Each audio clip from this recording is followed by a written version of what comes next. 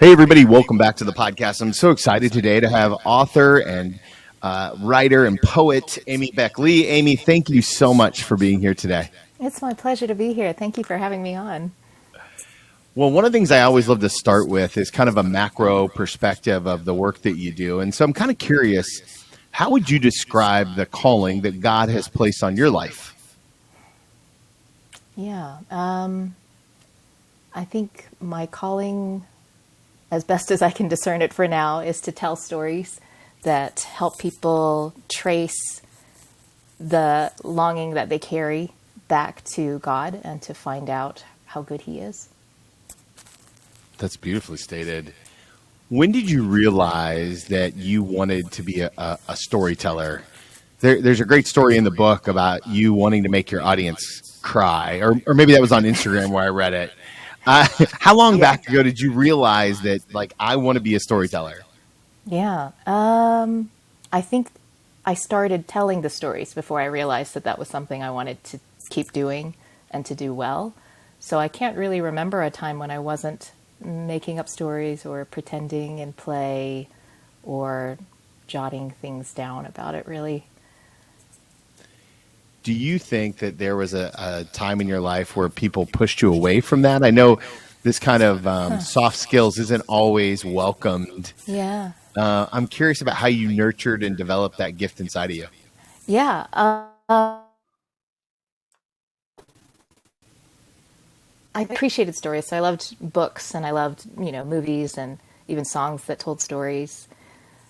I think when I first became a Christian, which was around the age of 10 or 11 in Korea, the books that I started reading around that time were mostly nonfiction and themed around a certain topic. And I don't think anybody took me aside and told me that, this is the main way that you can communicate a message to people. But I think I labored under the impression or the delusion for a few years that in order to be an effective Christian communicator, you had to have like bullet points and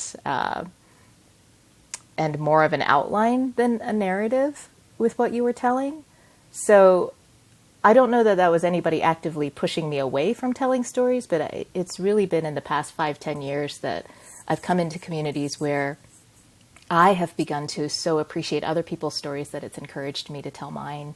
So that has been deeply heartening. How do you know when a story is ready to be told from your life?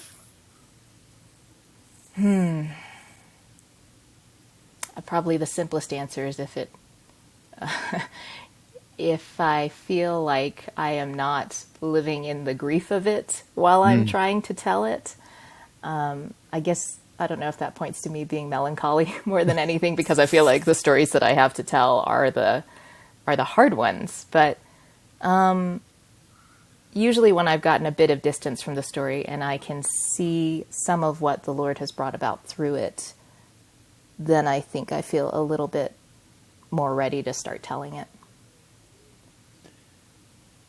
What does it look like for you to discern God's voice in the midst of your writing? And because you're very open about your faith in the book, and I'm kind of just curious how do you know if it's from God or just from Amy? Yeah.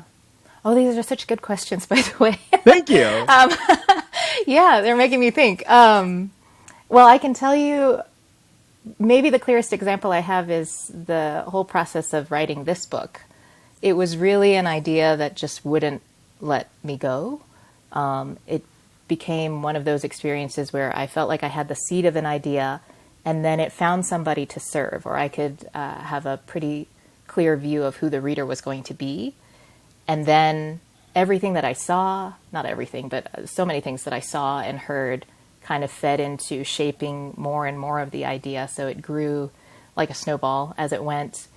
And so every step of this journey, especially with this book, I kept feeling like He was asking me to take the next step in obedience and not know what the outcome of that step was going to be. So it was write the outline for the book. Don't know where it's going to go. Okay, try to pitch the proposal to an agent. Don't know if that's going to get accepted. The agent pitches the proposal to publishing houses. Don't know if any of the publishing houses are going to accept it. But it felt more like an adventure that way, which I'm grateful for. And it didn't feel like the outcome was riding on me. And it really did feel like it was just something that he was asking me to do one step at a time, whether or not the end result would be something that I envisioned from the beginning. So I've been grateful for that. And I think probably all the other smaller writing projects I've done kind of boil down to that too, if that makes sense. Yeah, no, it makes perfect sense. And I really like the way you kind of dial in on adventure, because it feels like your childhood is full of adventure. Oh. Well, in just in the sense of like you lived in Korea for a while. It seemed like Yeah. and I'm kind of piecing it all together through your writing, but did you move a lot as a child? And if so, how is the Korea to the US and all these different parts of your life? What was that like? Yeah, well, I have since met, a lot of Army brats and a lot of people who have moved for other reasons. So when I look at them, I think, oh, wow, like I feel like my life it was not that hard, the upheaval. But for me, I was born in Virginia, moved to North Carolina when I was 5 or 6, and then we moved from North Carolina to Korea when I was just about to turn 11, I think. And then moved back to Virginia for 12th grade, and then went to Central Virginia for college and grad school, and then moved out to Colorado. I was married by then, and we've been here for 13 years. But I'm sorry, your question was what was that Well, like? the role of storytelling and writing in the midst of all of that, because it almost feels like it's just an anchor in your life. The stories. Yeah. Yeah. I think they have been. And in the beginning, it might have been the stories in the books that I was reading that served as an anchor. Mm-hmm. And they kind of also helped me to find common language with other people that I met. So I didn't go actively looking for, like, have you read Anne of Green Gables? Or, like, have you read Lord of the Rings? But just over time, I find that the friends that I found and resonated with, they grow, and we find that we have these common interests, or we have these common favorite books. So that's just an interesting thread that I've noticed. But I think storytelling probably has been a really important influence all throughout that. And not just stories that I've read, but by this point, stories of my family. I love that there's a huge language barrier between me and my grandmother. But through my mother, just in talking about her past and about the war and the experiences that she went through, it's the stories that have brought us closer together, I think, and helped me to understand her better and all the generations that came before me. So I am grateful for that. I love the idea of story-formed communities and some of the things that I study around that kind of stuff. I imagine that there's a listener right now who's thinking, gosh, I wish I was a better storyteller. What tips or suggestions do you have for someone who wants to tell more stories or be a better writer in general?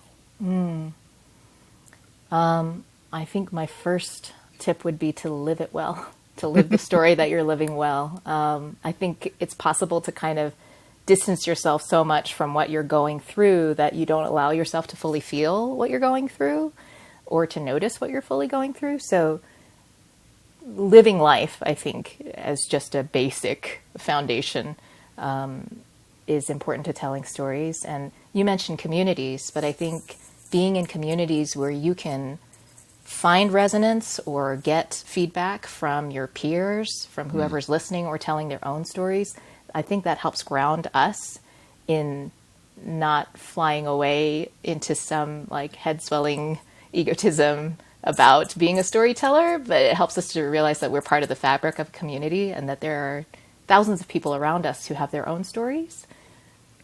These are probably not the typical tips that people would mention, but I found them really grounding for me. And then, I think there's a lot of good to be had in imitating the writers and the storytellers that you respect the most, at least to get going and to find your own voice. So true confession, I read a lot of books for podcasting, obviously, and your book is very different than most in the way that it reads with the language. It's very beautifully written, almost kind of poetic in some places. And how did you develop that kind of voice, especially in contrast to what's very popular these days, which is not this kind of fullness of language? Wow, thank you. I think part of it might have to do with my academic background, having gone to grad school, and you have to learn a different language there to write your papers. And then you have to unlearn it when you leave, which is really hard. But I think the unlearning process was good for me. I don't, I don't really know. I think It just kind of comes out of you, doesn't it? it does, and I was not comfortable for. I'm still not comfortable, I think, with it, but I've grown maybe more resigned to it, and I think it's probably influenced in great part by a lot of the authors I love, but probably what gave me the courage to actually start using it was running across other people who were speaking in their own voices and being comfortable with it, and so I've had the good fortune of following authors, befriending authors and writers who just write beautifully. I mean, I wish that I could do a fraction of what they do, but they are very inspiring. Well, I don't think you're giving yourself enough credit because it's beautiful writing. I read a lot of books and I talk to a lot of authors, and there aren't many people who strive to be writers. And you are clearly someone who wants to be a writer, and that's different than just a speaker or a podcaster or Christian guru. Not that there's anything wrong with any of those people, but you're a writer. Oh, thank you. How did you know that writing about the Homeward Ache was where you wanted to start? Yeah, well, that wasn't where I wanted to start 20 years ago. Well, I want to back up very quickly and say, I think one piece of advice that was really helpful to me, I want to say Andrew Peterson said it, but it was something about, I think, the role of an artist being to tell the truth and to tell the truth as beautifully as you can.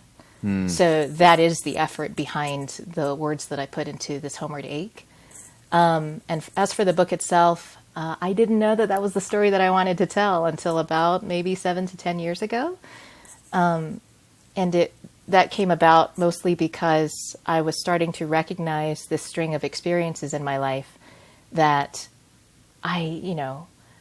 Lewis talks about this longing and how difficult it is to talk to anybody else about it, because it's such a softening influence, and it feels almost embarrassing to talk about its effect on you. But I had started to come into communities like the Anselm Society, the Cultivating Project, the Rabbit Room, where people were talking about this kind of longing, and they were not ashamed to say, "I listened to this song and I sobbed," or "I went up, somewhere and I saw this view and it just arrested me." And that was so inspiring to find that there were people who resonated with that longing, and that was fine. That was maybe all I needed, I thought. But then I heard those same people start to ask the question, what are we supposed to do with it? Do you just bottle it? You can't bottle it. You can't conjure it. And it happens to you. And is it just supposed to be something that happens and you just move on? You go back to everyday life. And as that question started to sink in for me, I started to think about the different ways that longing, the longing which has led to, I think, a deeper longing to be at home with the Lord eventually and to look forward to his restoration of all things. That longing has branched out to affect all different areas of my life. So then I found myself wanting to offer this book as a collection of stories and essays to anybody who felt the longing so deeply they almost felt hurt and debilitated by it. Just as a way of saying, you can get up and get going and keep going. I really believe this is something from the Lord, and it's not something that's meant to hinder you on the way home. It's something maybe that's meant to help. Yeah, as I read about it, I certainly think of it's such an incredible gift to view it that way. And one of the words that you use in the book that I'd like for you to say out loud for me is SEHNSUCHT. Okay, I'm not going to do it justice, but my German friend says you got to pull out all your guttural stops and say it's Sehnsucht. Okay, all right. Yeah. What would you give everyone a working definition of what that is? Yeah. I think other people have given some really excellent descriptions of it. It's basically a longing for a place that you can't get to. A longing for a place maybe that you haven't even been to yet, but it's such a strong pull that it's unignorable. And yeah, I think that's maybe the best. Oh, I love it. I think it's concise example. look. Explanation Sometimes I just like to pull out random words I don't know how to say because as you're reading it, you're like, nope, I don't know if that's right at all. Right. So when I get a chance to talk to the author, I'm always like, okay, you say it. So that way at least I hear it in your voice. Yeah. What did you learn about God in the process of writing this? Oh my goodness.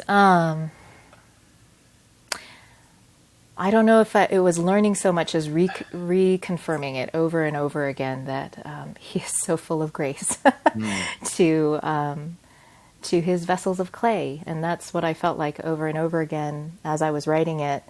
I felt like I had a decent length of writing the book. I had a decent deadline that was far enough into the future that I could handle it. And I knew I would need his help on the way. So there were so many little prayers where I was asking for the right phrase, the right wording, the heart of the reader who would come across it, and the time that they might come across it in.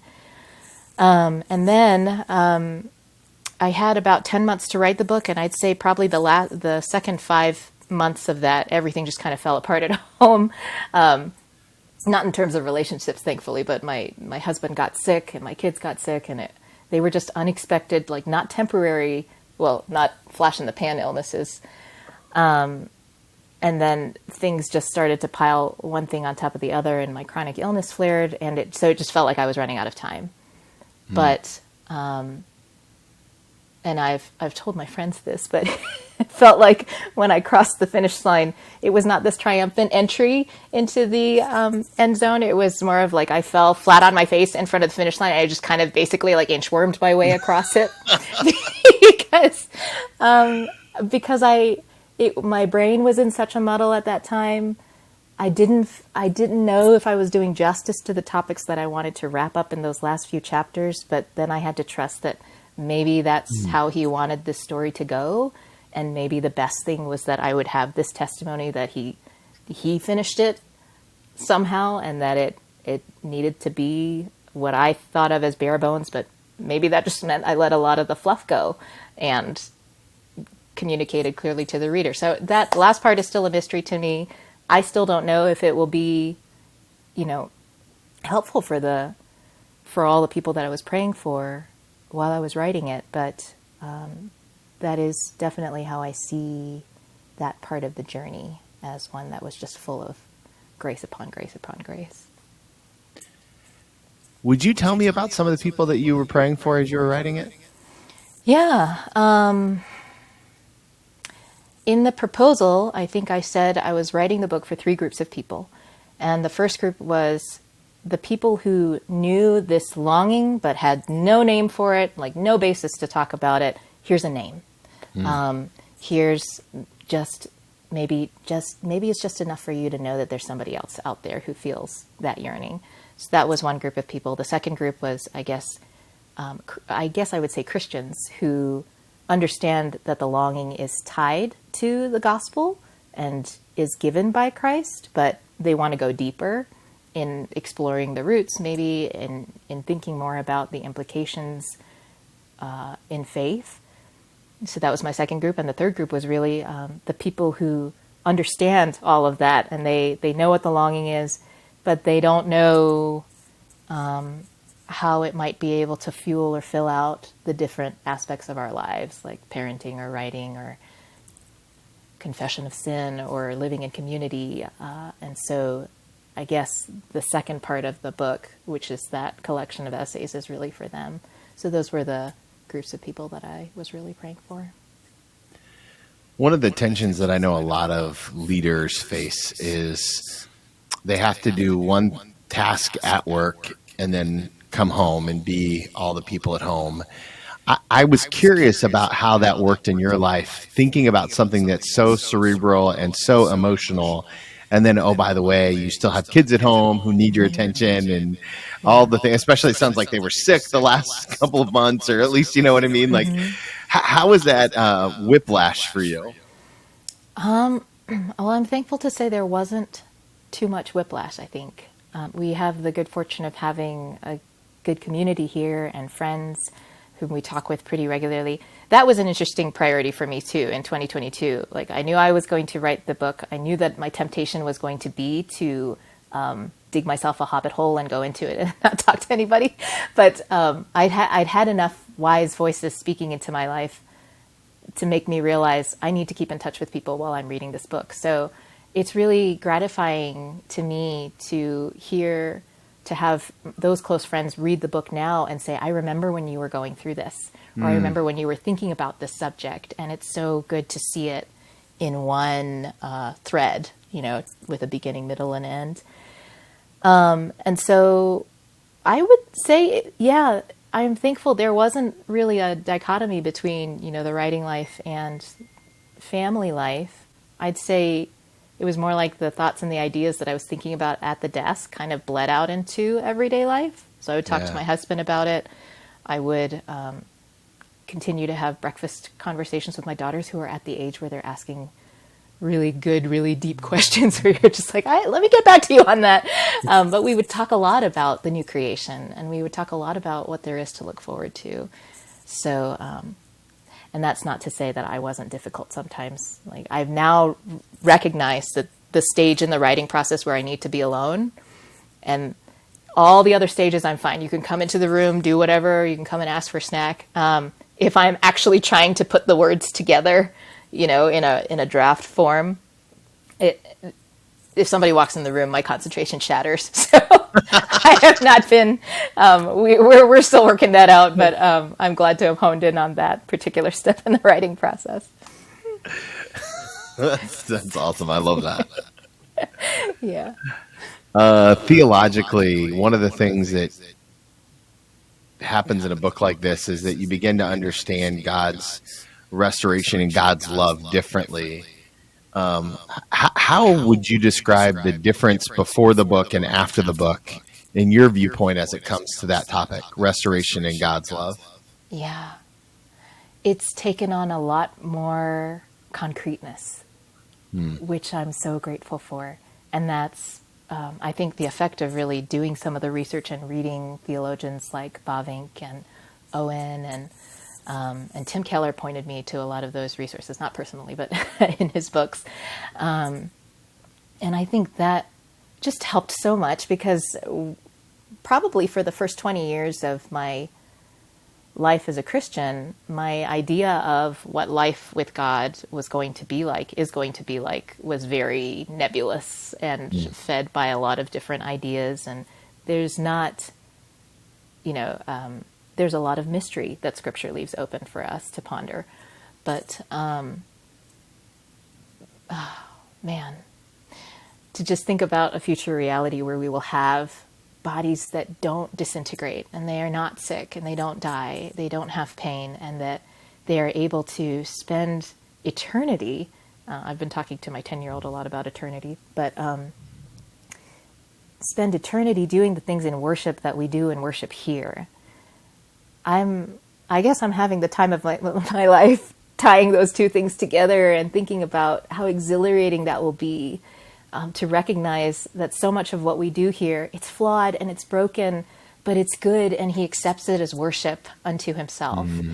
And to think about that, like that you can cook to the glory of God, that you can eat to the glory of God, and read and tell stories and write poetry and sing songs and have house concerts, all of that. I think my vision of what is coming and what we have to hope for is so much more robust now, and I'm deeply grateful for that.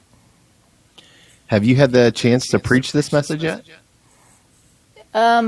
In those 220-something pages? I just think that there's a lot of churches that would benefit from this message. Yeah, well, I've been so thankful to find, I know I'm not the only one talking about it. And so my pastor, I think, is talking about John 25 this Sunday at church. And there are a lot of people who are talking about it and waiting for it together. And that is quite a gift. As somebody who is such a a devoted writer, somebody who writes a lot. How do you end one project and kind of begin the next, right? Like, because in the book writing process, it's much different than just blog writing, where you can instantly move on to the next thing, and then that one just lives up where on the words that it's written on. But here now you're doing the book tour, the podcast tour, all the things, and yet I would imagine that you haven't stopped writing. How do you manage that tension? Well, this is my first book, so I really don't have that much to say on it. But are you probably working on your second, right? I have not started working on a second book. I have, I guess, what I feel like are scraps of cloth. Like, they're not scraps, but scraps of ideas in a writing folder. And so I know I get to take them out and look at it. But yeah, I'm very much a rookie at this, and so I think it will help me to. It's helped me to wait and see this book on its way, and then think about turning to that. But I'm also, I'm interested to see what the next project will be. I feel in a way maybe that I'm still waiting on marching orders from the Lord in a sense. So I've put the question to him. I don't know that I've gotten quite a clear answer yet, but I've got little things to think about and little threads to explore and follow in the meantime. So we'll see where it goes. Do you have a regular writing practice on the daily, or just kind of as the Lord moves? I guess when I have a deadline to shoot for, I'm in here. I'm by my writing desk right now. I'm in here probably in the early afternoons, but I have to be pretty flexible because I homeschool my kids and we've got things moving around on the schedule. But that seems to be the best time of day to at least try to think about things. Yeah. I don't know if that's what you were asking. No, it's good. It's good. One of the things that I've learned is that sometimes there are writers who are like, I'm going to do 500 words a day, even if I don't know what I'm writing for, or 1,000 words a day, or. Yeah. But I appreciate kind of the go with the spirit kind of flow to what you're. I mean, it's just realistic, right? You're homeschooling kids at the same time, Yeah, yeah. Well, I was reading a Christmas story once we had a Christmas in Narnia party with the Anselm Society a few years back, and I think somebody asked me, like, when did you have time to put all this together? Like, how did you sit down and do this? And I said, most of it came together in the shower. And I forgot to mention that is pretty true. That I don't know what it is about, like, maybe just having that expectation that nobody's going to come bother you, ideally. And you get to think. And I think it's really the thinking space that I tend to end up needing more than time to just write down 500 words. I need space to develop whatever those 500 words are going to say. So that is quite a balance when you need to have 1,500 words by a certain date. But it's something that I'm learning to work towards and also be comfortable with, as you said, if things don't work out as you plan. Yeah. Yeah. As you and I talked, the book has been out for just over a month. Mm-hmm. How has it felt to have your first book out into the wilderness? Oh, terrifying. Terrifying, but also hopeful. Like, you're hopeful that it will find its way to the readers that it was written for.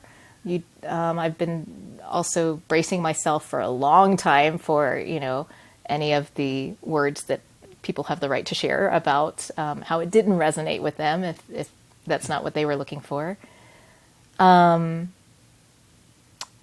it does feel like you're kind of releasing a little nestling, and you've got to let it go. You've got to let it find its own way and flutter away. But I've been grateful for conversations that I've had with other writers where we were talking about, well, what matters to you most? Does it matter that thousands and millions of people are impacted by this work? Or if it's an act of obedience, right? Maybe the Lord meant for you to reach one person. And if that's the case, then there's high honor in that act that you get to serve someone. And so one really great gift that I had was I had a very early reader that I didn't even know I had because it was through my agent, I think. Someone wrote me a letter, and it was the kindest letter telling me how the book had met her and how it had made an impact. And I got that letter, and I still think this about the letter, but I thought, that's it. Like, I'm done. Not I'm done, but like, I'm out. I'm grateful. Yeah. It was just, maybe I can write on that for a long time. Like just that thankfulness of getting to do that for somebody. And so I try to remember that these days too. My podcast family loves to pray, and I'm wondering what prayer can we give to accompany this book as it makes its way into more and more hands? I would be really grateful that this book reaches the readers that it was meant for, that it was written for, and that it would, through the stories and through the atmosphere that the stories are trying to give, help them to accept and to return a deeper love for God. Yeah. That's beautiful. Okay, I have one more question for you. Okay. But before I ask it, I know that the podcast fam is going to want to connect with you all over the interwebs. Where is the best place to learn all things Amy?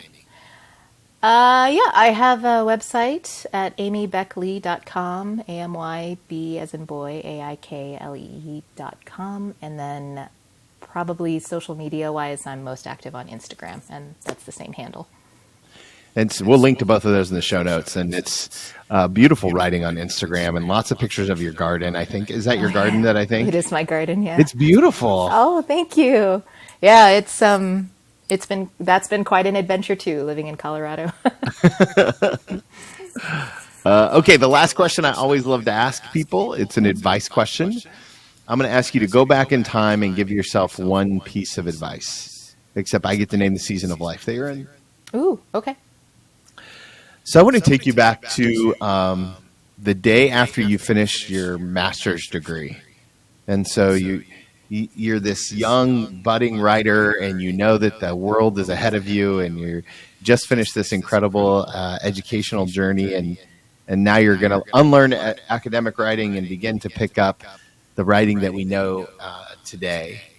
If you could go back in time and sit knee to knee with that younger version of yourself, look her in the eyes and hold her hand, what's the one thing you're going to tell her about the journey that lies before? Okay.